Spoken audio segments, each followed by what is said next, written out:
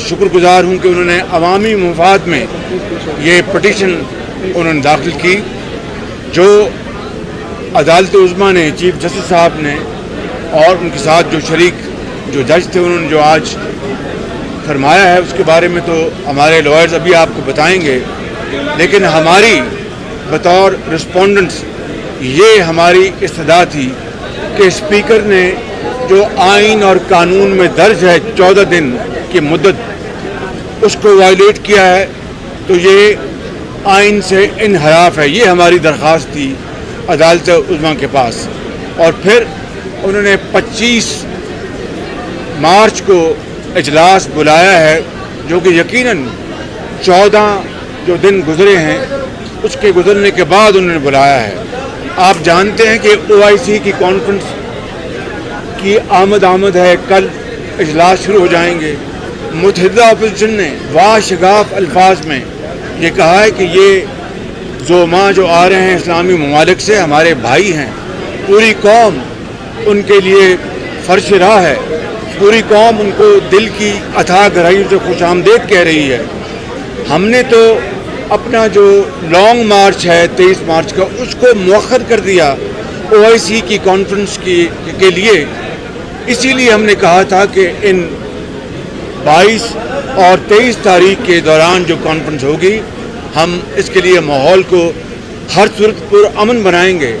लेकिन स्पीकर को क्या मुश्किल थी कि वो इससे पहले वो इजलास बुलाते, 14 दिन की जो आइनी जो रिक्वायरमेंट है उसकी तकमील करते।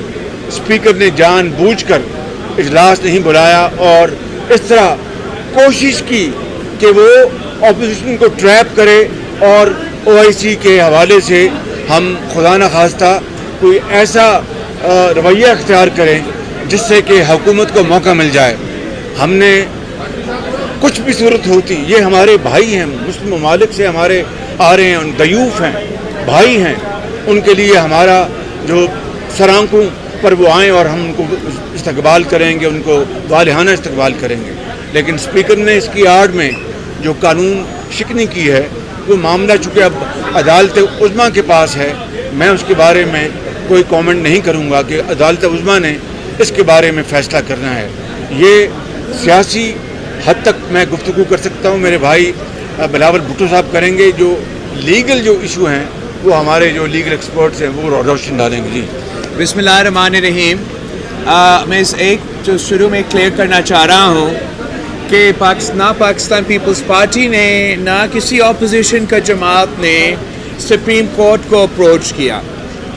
द बार काउंसिल्स जो पाकिस्तान की सुप्रीम कोर्ट बार एसोसिएशन हैं और मुख्तलिफ उनके जो ग्रुप्स हैं, उन्होंने मिल के सुप्रीम कोर्ट को अप्रोच किया कि उनके नज़रों में जमहूरियत को खतरा हो सकता है और ये अदम एतमाद का जो सिलसिला है, यहाँ आइन को दिफा करने के लिए, कानून का दिफा करने के लिए उनके कोई रिक्वेस्ट थे।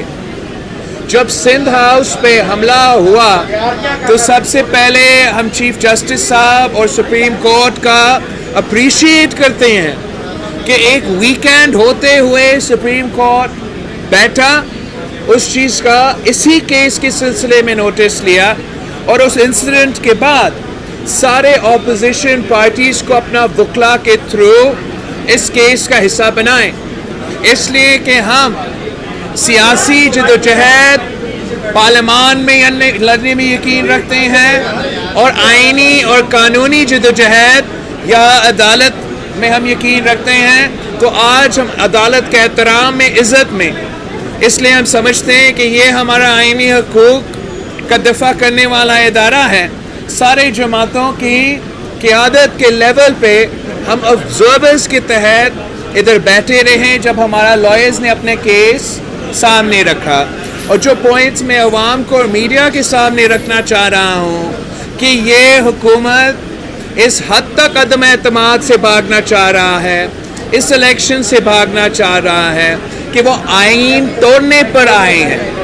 पहले इन्होंने हमारा अदम एतमाद पेश होने से 2 दिन बाद پارلیمان کے لاجز پہ حملہ کر کے دہشت پھیلانے کی کوشش کی اور ممبرز کو گرفتار کرانے کی کوشش کی.